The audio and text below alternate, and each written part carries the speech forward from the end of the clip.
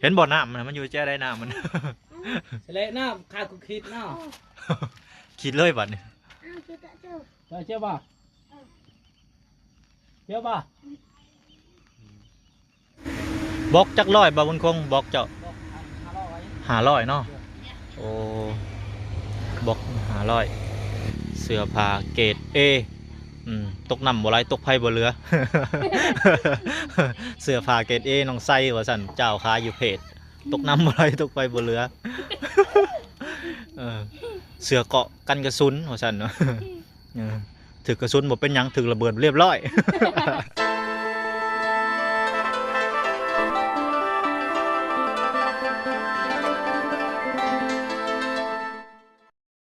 อ้าวน้องพี่น้องเปิดภาพมาเมื่อนี้ปอตเหมือดเบิดทุกด้านเลยพี่น้องเนาะพ้นสิลินบ่จักนี่เนาะพี่น้องเนาะสบายดีเด้อพ่อแม่พี่น้อง FC กันเบิดสุขุสุคนเนาะพี่น้องเนาะบ่ว่าสิอยู่ไกลเมื่อนี้ก็มาพบกับบ่าวน้อยเสียงร้ายคือเก่าคือเดิมพี่น้องเนาะนี่แหละพี่น้องมาฮอดจอดเทิงเนาะเฮือนซานบ้านช่องน้องไส้ว่าจ้าพี่น้องเนาะโอ้อันหานข่าเล่าพี่น้องเนาะตอนนี้ทางบ่บุตรคงกำลังเฮ็ดขมุกขมมอยู่พี่น้องเนาะผลกับบ่หยุดบ่เศร้าแดดกับบ่หยุดพี่น้องเนาะโอ้สร้างน้อยมามาซอยว่าจะเนาะเอาสบายดีเด้อสร้างน้อยนี่ก็สบายดีอันนี้บอกกรรมกรนี่ จากกรรมกรน้อยมาเห็ดเนาะพี่น้องได้เห็ดจำน้ำเที่ยงบ่ได้เบิ่งสร้างน้อยมือสมัครโอ้กำลังจับน้ำเที่ยงไปหน่อยเนาะฝนตกไปหน่อยกลางกระจ่องอยู่ ยันโทรศัพท์เปียกไปเลยโทรศัพท์บกันน้ำสบายดีโอ้เฮ็ดได้จังมือเลยตั้งแต่เจ้า2 มื้อเลยนี่เนาะแต่เจ้าก่อนี่แต่คอยขับมามื้อไหนได้2 มื้อเลยโอ้ทางนี้เฮ็ดแบบเป็นฮูเดียวเนาะนี่เนาะโอ้เฮ็ดบ่ได้ใกล้กันเนาะ เฮ็ดเป็นปองฮูเดียวแต่2 ปองมียังไปได้ไหนกะเลยไปจนต้องปังเห็นบ่อน้ำมันอยู่แจ้ได้น้ำมัน เสร็จน้ำขาดกูคิดเนาะ คิดเลยบัดนี้เจ้าบ่แล้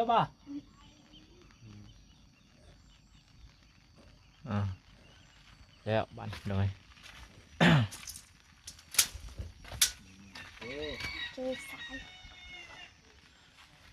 จักเม็ดก็บาบุญคงอันนี้ฮะห่านนี่จักเม็ดคูณจักเม็ดนี่ห่านนี่5 คูณ 6โอ้5 คูณ 6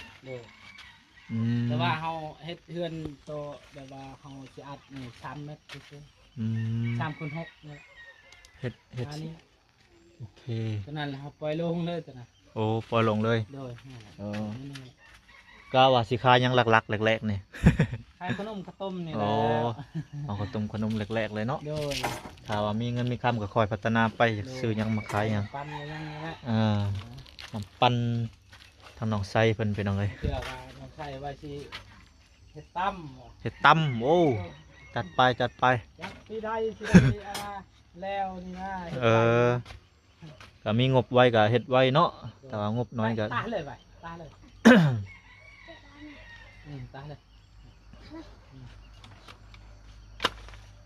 สิเทคานมานี่เนาะเทคานเป็นยังไง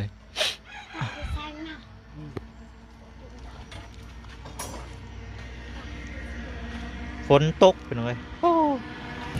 เป็นยังไงเนาะน้ำเจาะน้ำเจือนเป็นยังไงทางนี้น้ำเจือนถ้าว่ามีสิมังเนาะเทเลยเป็นยังไงโอ้ทรายมาหินนี่มันบ่เจือนลงบ่บุญคงเจือนแล้วบ่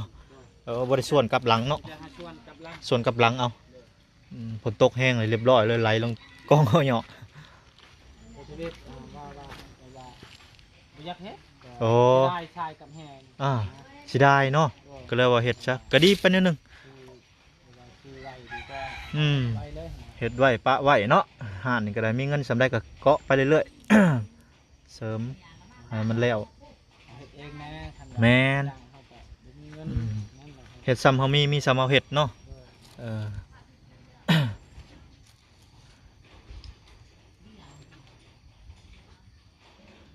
เฮ็ดลักล้านลักตอกเฮ็ดเองเลยพี่น้องเนาะอืม บิดค่อยๆใช่แหละ เพิดอันน่ะเพิดแต่งเอาตะปูเอาไผก็เคยเห็นอยู่เพิดแต่งเอาตะปูขีดเอา เพิดแต่งห่วยลายมืดเลยเนาะมืดครึ้มเลยอ๋อฝนตกลิ้นพี่น้องเอ้ยเม็ดน้อยๆน้อยๆคันจะบ่แห้งถ้ามันแห้งคือเฮ็ดบ่ได้ละ โดย แต่บาเฮ็ดยามฝนยากๆน้อยหนึงบ่จักดินเจือนน้ำเซาะ แม่ยกได้ไว้ มาเด้อสร้างน้อย สร้างน้อยเฮาไต่ไปแซ่น่ะ โอ้เสียวดิ เสียงยังไงน่ะ โอ้ดังกว่าควบไปหักลาย จอนปังเลย ใส่ขอบเล็กบัดนี้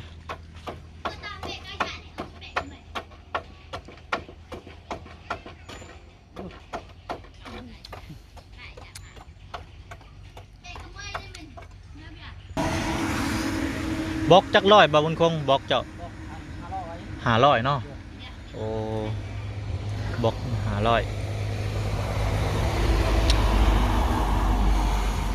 ปูนจักสอบจะสั่งมาไว้โอ้มีแต่สั่งตอนอันเที่ยวสิกอครับบ่ โดย อ๋อสิกอบ่ได้สั่งมาเนาะไปเอาบ่หรือสั่งมา สั่งเอา อืมบาสิกอกับไปเอาเนาะโอ้โยโยโย ดีดทับหนูเด้ เหี่ยวทับหนูน้อยเนาะ ไม่ใช่ไอ้เรื่องเครื่องคือกัน เฮ็ดเพียงน่ะอ๋อกินไปจังน่ะ ไอ้เรื่องแก้ไอ้เรื่องที่เออ น้องไส้เพิ่นมาแล้วพี่น้องเอ้ยสวัสดีน้องไส้ยามฝนตก ยามฝนตกเอาไม้ไปให้พ่อเอาบ่จักอยากกินบ่จักอยากถือไม้บัดนี้ตายบัดนี้ น้ำเพียงน่ะกินทั้งก้นมันบ่น่ะ โอ้ลองตกกินทั้งฟ้าก็บ่กินเนาะกินทั้งก้นมันกัดก้นเนาะกัดก้นกระตุก ยากอะไรกินง่ายไม่ยาก กินง่ายบ่อยากมักแมกยังยาก ภาคน้าหนองไซนี่กินแบบให้โลกจำเหรอกินบ่แบบนี้โลกบ่จำขายเพียงอ่ะนะบ่หนองไซมันขายเพียงอ่ะนะ ไข่น้ำบาน ขายน้ำหวานขายกับน้ำหวานยามมันยามฝนก็ว่าละยามนี่เห็นให้เห็นนาขายตลาดน้อยกินข้าวแล้วบ่ โดยกินแล้วกินเมื่อกี้นี่ กินนี่อืม ฝนตกเนาะข้าวห่ม กินข้าวกินน้ำเลย กินแล้ว กินบ่ ฮะ กินบ่ บ่อิ่มแล้วเต็มถังแล้ว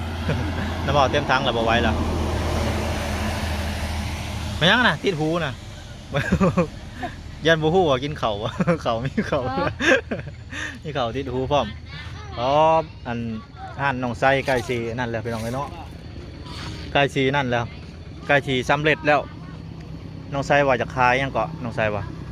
จะขายขนม จะขายขนมอ๋อเขา ขายบุญมาไฟเลย ไม่ใช่เอามีบุญบ่ ไปบ่ย่างไป ย่างไปบ่เฮา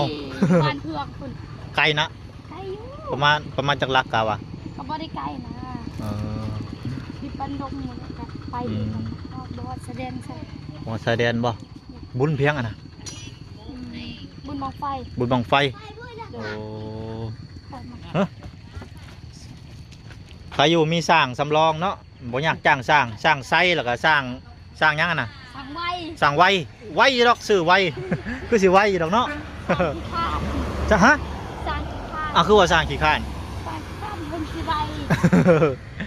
เด้เพิ่นก็มีประโยชน์อยู่ได้จับซอยบ่าวบุญคงอยู่เด้จับน้ำเที่ยงให้เรากินนี่ก็ได้ได้อยู่น้องไซก็มีประโยชน์เนาะเก็บมาให้พ่อเพิ่นได้ประโยชน์หลายอยู่ คนนินบอก คนนินบล็อกเนาะใส่ไปใส่ก็ได้ 2 คนคนนินบอกคุณ กับน้อง ถ้าบ่ดุก็บ่ได้แล้วเขาเป็นอันนั้นเป็นสิเป็นห่านเจ้าได้นี่ถ้าบ่ดุก็ห่านเจ้าบ่แล้ว ต้องได้ซอยพ่อและเล็กๆน้อยๆก็ยาพอได้จับได้บายนะเพิ่น บัดแล้วนะว่าตัวบาทขายหลายอย่างได้หยังก็เอามาขายแต่มัก ขายเสื้อผ้าเกรด A ตกน้ำบ่ไหลตกไผบ่เหลือ เสื้อผ้าเกรด A น้องไส้ว่าซั่นเจ้าขายอยู่เพจตกน้ำบ่ไหลตกไผบ่เหลือ เสื้อเกาะกันกระสุนว่าซั่นเนาะ ถึกกระสุนบ่เป็นหยังถึกระเบิดเรียบร้อย เสื้อกันกระสุนเด้ประมาณนี้เนาะเสื้อขายอีกบัดนี้ขายส่งมีเสื้อดำเล็กใส่เด้กันกระสุนมาซื้อได้หั่นน้องไส้ขึ้นมาแล้วบ้านนี้รถเมล์ก็เที่ยวอยู่ตลอดเคยขี่บนรถเมล์บ่เคยเดี๋ยวจะหน่อยนี่ครับมีรถเมล์มาแล้วลัดเด้อขอขึ้นแนวเลยบ่เคยขึ้นเด้อเนาะบ่เคยขึ้นยักเถื่อได้เลยเมานะเอ้าน้องไส้จะเมารถบ่โอ้ตัวหมู่พาเมาเหล้าเมาเบียร์เพิ่นเมารถ นั่นแหละเป็นน้ำถาดคนเนาะหลายคนก็กินยาแก้ก็คือเก่าบางคนก็เมาเลยน้องใจบ่ได้ขึ้นก็ถ้าวินหัวเห็นอยู่เบิ่งแล้วเมาแล้วก็คล้ายข้าวเปียกบัดนี้ ทงยางกูก็ถึกอยู่โอ้ยบ่ไหวดอกว่าเคยพ่อออกมาแล้วค่อยจะอยากโดดรถค่อยนะน้องใจเอ้ยค่อยขี่รถเมล์มาก็เจ้าคล้ายข้าวเปียกลำทาง ทงยาวโอ้บ่อยากว่าพี่น้องเอ้ยพอว่าแล้วคล้ายข้าวเปียกกี่เดียดขอโทษขออภัยพี่น้องเอ้ยบ่ได้ไปหาหน่อไม้บ่ช่วงนี้ฝนตกบ่ได้ไปหาเฮ็ดบ่เห็นสิได้เฮ็ดหยังเฮ็ดหยังก็มีแหละแต่ว่าไปหาบ่ได้พอแบบเสียหยังแล้วบ่แม่นพอที่นี่แม่เสียหยังกับแม่สาวไผใช้ได้ในบ้านน่ะมีคนได้บ่เฮ็ดบ่เข้าไปเฮา3คนน้องแล้วก็เพิ่นน่ะก็ละน้องทุกฝ่ายในบ้านนี่ก็บ่มีไผได้บ่ได้จักดอกเลย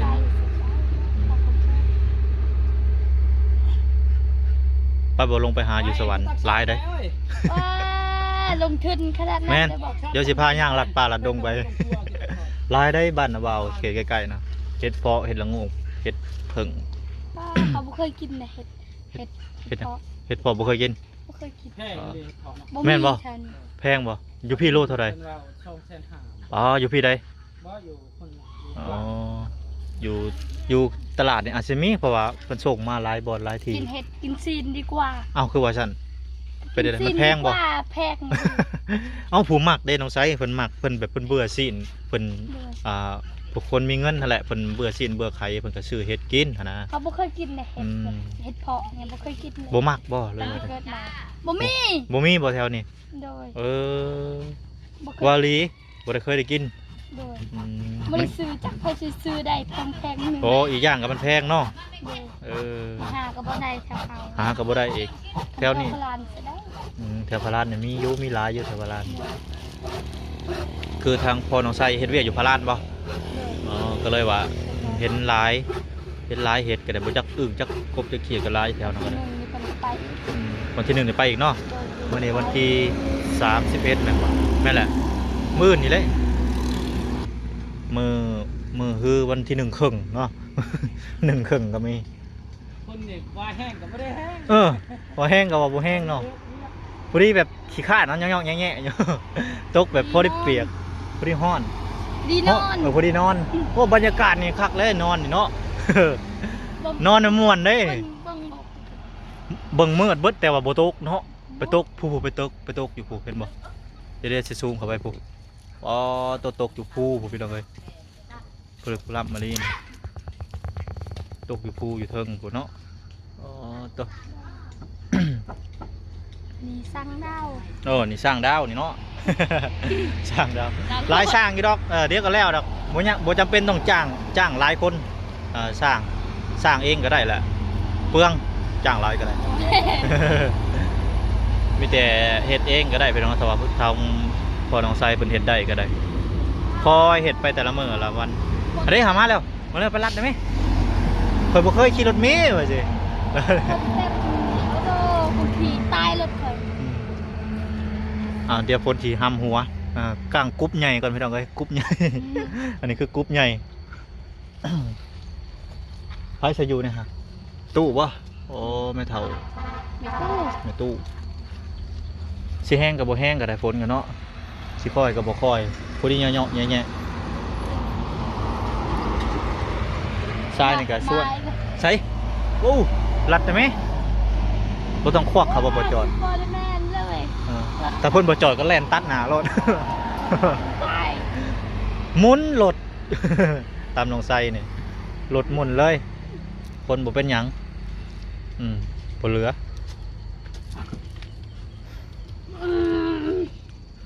ตอนในทรายนี่สิเจือนนี่น้องไซถ้าจะมีเวลาจะกระสวนกลับคืนนะ ตกน้ำบ่ไล่คนเดือดเอาไว้ ต ตึ ก ก น้ำ ไฟบ่เรือ ไปบ่เหลือเพิ่นไปหาหยังเด้น่ะเนาะไปสวนบ่ไปหาเฮ็ดบ่จังได๋ เสีย ฮะ มียัง รถลายไปเลยเพจนี่เนาะเพจเซโปนเนี่ยโอ้จะ ไปทางวิระไปทางบัวค แบบรถบริษัทลายไปหน่อยเพิ่นเฮ็ดนั่นเฮ็ดนี่บริษัทแล้วก็รถมีกับลายพอสมควรนี่เป็นรถเวียดที่น้องใส่นี่แม่นบ่หรือว่ารถคือตู้เวียด ำเวียดเป็นทางด้านนั้น รถบริษัทบ่หรือว่าจังได อยู่แถวนี้บ่เคยไปจักเทื่อดานางไกลลีไป2-3 มื้อจึกฮอด ไปใส่ ดานาง ทางใด ดานางอยู่เวียดเลย โอ้ จะไปเวียดจักเทื่อเลยซะ โอ้ยจะถามเคยคนแถวนี้ก็บ่จักนับเลย อย่าว่าแบบเคยไปอยู่พุ่นบ่อยู่เลย บ่เคยไปนั่นไปบางเทื่อก็ไปส่งเพิ่นน่ะแล้วก็ไปนำพ่อนำแม่ ไปส่ง ก็ไปนำพ่อนำแม่ อืม ลุงเฮิมลงมาแล้วบอก แม่นมาเลยได้เห็นเศร้านี่ทางลุงเฮิมมี3 คนบัดนี้ทีมงานอยู่เซโปนพี่น้องเอ้ยมีทางลุงเฮิมขึ้นมาแล้ว แต่ว่าทีมงานบ่อไล่ก็ยังบ่อไล่ก็คือว่ามาเลยเนาะบ่อไล่มานำกันแล้วก็ลุงเฮิมโอ้ตะเป็นตะย่านพี่น้องรถแถวนี่มีแต่รถคันนั้นซ้ำกับปั้น รถบักใหญ่เลยโอ้มีแต่กันยาวๆ ตำเพื่อนคือนี่บ่ แม่นทางคำทางอันใหญ่กว่านี้คือสิคักว่ะ โอ้ยบ่เนี่ยอยากได้ใหญ่ซ้ำเพื่อนคือนี่ เอ้ยมาคันหนึ่งก็กวมเบิดเลยรถบนทาง เพื่อนนอนก็ได้ซื้อได้รถอันเนี้ยในนะนอนก็ได้เห็นเป็นเพื่อน เอาสิ่งขนาดเลยแบบนี้คนโต๊ะเฝ้าได้นี่เนาะดังออกไป สิแหละ น้องออกไป สะออย โซนนี้มีแต่คนไปให้ไปหน้าเนาะเงียบเลยเนาะ เนี่ย ไปอันสวนว่าซั่นจ้ะไปเฮ็ดเวียกเฮ็ดการรวบไป มื้อจวดที่ปอทีให้เนาะปอไทยให้กี่ปอกทำเด้ ว่ายังไง ปอส่วนเป็นหาเด้ โอ้ไปหาเฮ็ด ปาประกาศเฮาหมดปกหมดแล้วหมดใหญ่หมดแล้ว โอ้ระวังตกยับกลับมาตอนนี้สิสอดตารางเลยค่ะบ่ได้ตกน้องขี้ต้มบ่ได้อาบน้ำนี่บ่ต้องอาบเลยคือขี้ต้มมีแต่ไปหา ปกหมดแล้ว ป่งเลย ใหญ่หมดแล้ว อยู่ไสอยู่สวน เด้อ ปลูกอยู่ไห้อยู่สวนเนาะซ้ำบ่คืบหนึงได้บ่ ก็มองคนงามก็สิซ้ำนี้แหละ เพียงแข็งแล้วเนาะเป็นหมากบัดนี้น้องไส้ปลูกหมากใหญ่ได้ซ้ำมะพร้าวเนาะอันนั้นยังไม่เข้า แต่เกิดมาบ่เคยเห็นเขาสมัครเผา ตะกี้มีได้เพิ่นบอกว่าเม็ดเขาสมักเผา บ่มี บ่มีบ่เอาได้ยินเพิ่นเว้าซื่อๆดอกนิทานเพิ่นเว้าแต่บ่น้อยแต่อ้ายก็บ่ฮู้กันเว้าก็บ่ฮู้กันว่ามีแท้หรือบ่แท้เพิ่นว่าเม็ดเขาสำในมะพร้าวนี่ปาดโตเม็ดหนึงกินบ่เบิดเลยเนาะ จะเฮ็ดได้กินนั่นนี่โคตรโพดอกเม็ดเขาสมักพร้าว คักไว้นี่เลย คักบ่เอามาเล่นกี่ต้มหลินได้เนาะ เอามาลุยกี่ต้มหลินก็สิครับโอ้เป็นจังไงเนาะเรากำลังเฮ็ดคานว่าซั่นจ้ะเนาะกำลังประกอบคานสิเทคานแล้วบัดนี้ประกอบคานเทคานกับมุ้งแล้วบัดนี้มุ้งบัดนี้เอาหญ้ามุ้งเนาะน้องไส้ เอาหญ้ามุ้ง เย็นได้แต่ว่าได้หื้อหลายเทื่อได้เอาหญ้ามุ้ง พอดีเลยดังจุดดังไฟน่ะ เรียบร้อย หมายเบิดเสือผ้าน้องชายยันนอนหายเบิดคืนอยู่ เสือ ใคร ผ้า เขา ใหม่ จะตีนะเบาเล่นเบาบอกเลย เอามุงหญ้าเนาะไปเคยเอามุงหญ้าบ่แม่นตูบเด้นี่กับตูบนี่ใครแน่น้องชายเนาะมันห่านบักรูหนูมุงหญ้าเบิดเลย แต่ว่าคุณภาพมันเย็นดีได้แหละแต่ว่าการงานมันก็สิบ่งามบ่รู้แต่ว่ามันเย็นแต่ว่าบ่มีไฟเฮ็ดดอก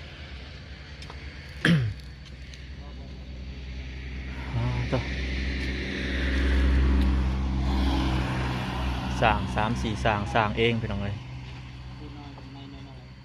สร้างขมัง สร้างขมัง ก็ใครกลัวบ่มีสร้างได้น้องชายเอ้ยสร้างขมัง เป็น